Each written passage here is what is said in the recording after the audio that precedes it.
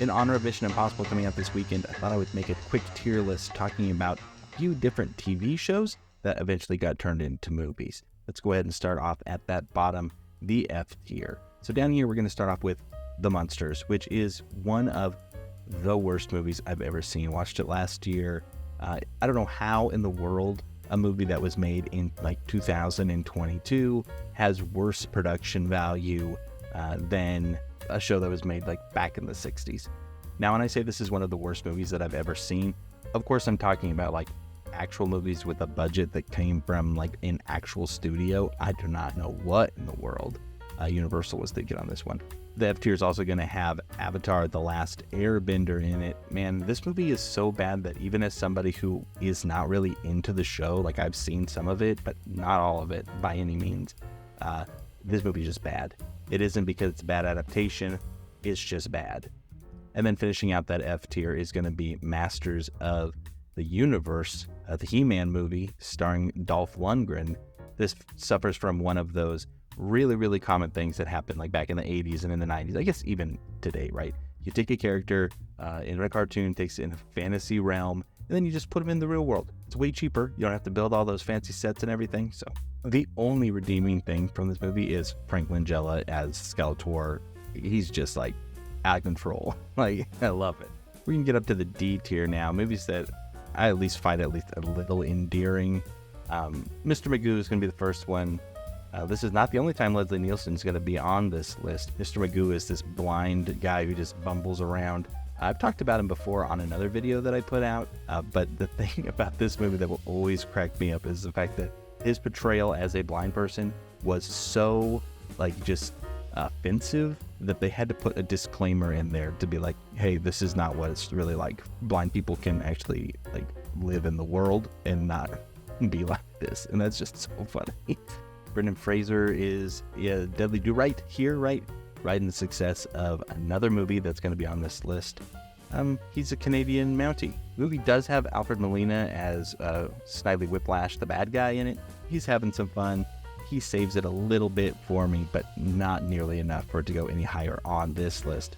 This next one hurts me the most to say, but Inspector Gadget. I loved this movie when I was a kid. I remember going to see it in the theater, but it is just not a very good movie. The story is all over the place. The main character is creepy, like in a way where it's like when you think about it for a second, it's like, oh, I have problems with this. And then to top that off, it's nothing like the cartoon. The bad guy in the cartoon, right, he's a faceless guy. We see Claw's face all the time in this. Inspector Gadget is an idiot in the cartoon, and he's an idiot in the movie, but it's a completely different, kind of idiot. So it just doesn't really work. It's D tier. Finishing up the D tier is going to be Wild Wild West starring Will Smith. Hey, at least we got a really catchy song out of this one, right? And I feel like the less said about this movie, the better. It's a wild ride. And so if you just kind of want to be blown away by the kind of movies we were putting out, in the 90s, like near the tail end of that, I think it's worth checking out. People like to say that we don't make good movies now. Like, we weren't making good movies back then either. Then we're going to get into that C tier, and this is movies that do work for me. I don't think they elevate the TV show at all. Get Smart is one where, it's not really a TV show that people past a certain age really know about unless you're like really into TV and everything. It's got a pretty good cast. Steve Carell does a good job. Anne Hathaway is pulling a lot of weight in here and just really just carrying the movie on her back pretty much. Overall, I think it works. Then we got the A Team, and man, this cast is crazy. Liam Neeson was completely into his like just doing all these action movie things. It was fresh and new still. Bradley Cooper was just the guy from The Hangover at this point. But it's really kind of hard to capture the magic of the show without somebody who's as iconic as Mr. T, right? It's like there's only one Mr. T, and so that's really kind of hard to figure out how to go the right way with. We got Brendan Fraser again, Georgia than Jungle. I think he does really good in this. I think that material-wise, they did everything they could to make this a decent movie. Of course, they do the thing again, taking the character out of where they belong, putting them in the city. It's a tired trope at this point. But this movie is really stupid in a fun way, in a way that a cartoon movie should be. It isn't afraid to just be a cartoon with the narrator and everything working the way that it does. I like it. I think it's fun. Leave It to Beaver is probably the movie I'm letting nostalgia kind of blind me the most on, because it has been a little bit since I sat down and watched this one.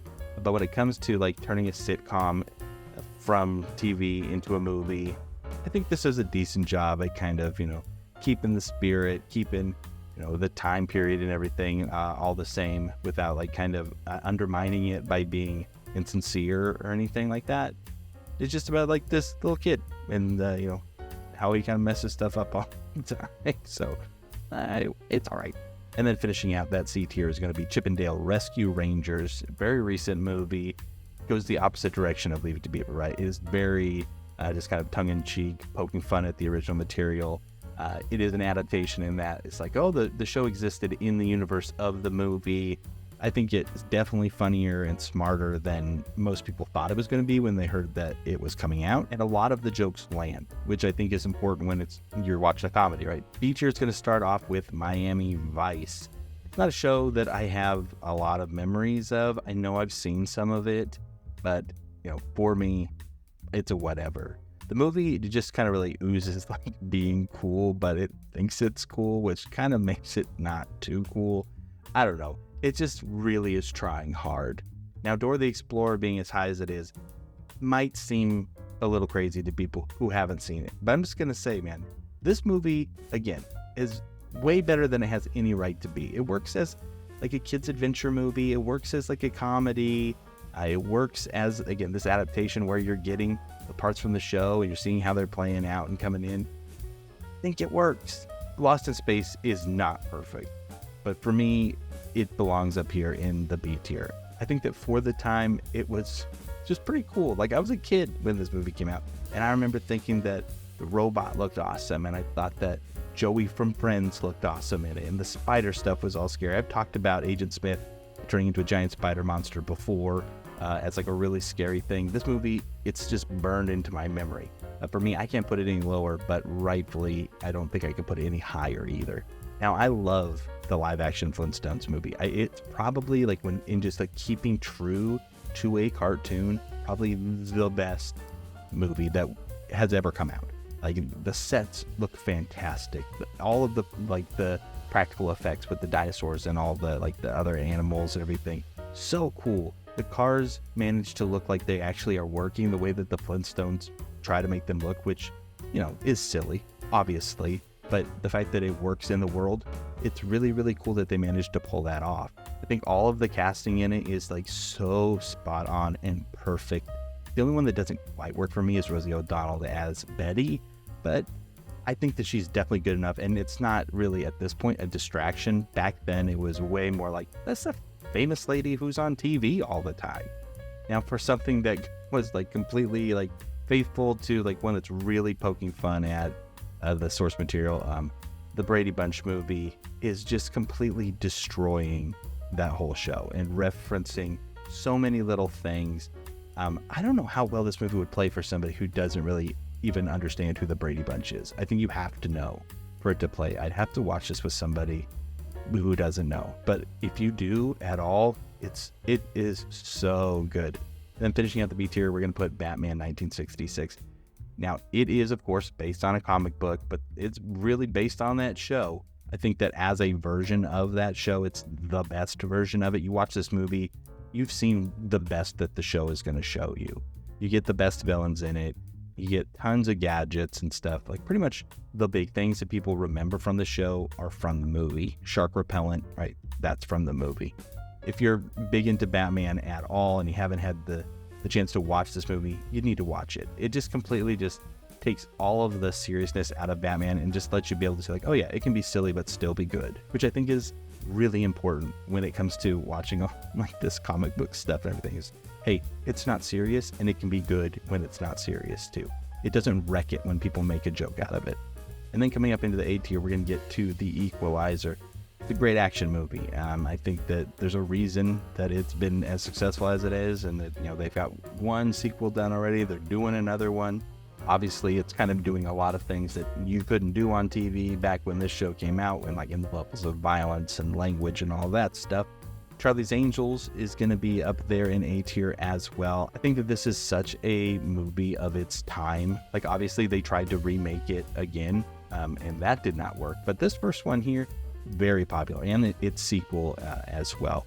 If you grew up when Charlie's Angels was coming out, like, even if you didn't see the movie, you are aware of it. You are aware of, like, just culturally, just like things that are in it. Plus, Crispin Glover is in it, and he's creepy and weird, and that's always fun to see. Scooby-Doo here, I love this movie. It's very faithful to the characters, right? Relationships get like elevated to a level that they obviously were never going to have on that old show. And that's really nice and sweet, and it pays off. The twist on who the bad guy is, which I don't want to spoil because it's really good, is just so perfect and just really kind of rewards fans of the series. And unlike like the Brady Bunch, I think still plays well even if you don't know anything about the show. Dragnet, this movie is just hilarious. If you've never seen Dragnet, it's so funny. Now, there are probably parts in it now that haven't aged well. I haven't seen it in a while, but like there's so many moments in it where it's just like little looks that just make me laugh, even just thinking back on them. So this is like a comedy classic in my opinion. And then finishing out the A tier is going to be The Naked Gun, based off of Police Squad. It's just a joke a minute, or joke like a second with this movie. It is so relentless at how many jokes it's throwing at you. When a movie throws jokes at you this much, they don't all have to land, because there's another one before you can even realize the joke that you didn't think was funny wasn't funny. Of course, like any movie from the time, there has to be something in it that makes you kind of wince when you watch it, and O.J. Simpson is in there, and even though it's kind of messed up to say it, very, very funny. He's very funny in the movie. And then that's going to finally get us up into the S tier.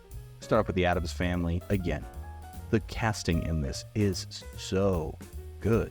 I know this movie's really had like a resurgence over like the last 5 years or so, and it definitely deserves it. But if you still manage to not watch this original one, you gotta watch it. I know Wednesday is the one that's out now, and everybody's like, oh, that's the Addams Family. No. This is the Addams Family. Then we're going to get to Mission Impossible. Why I'm making this whole video.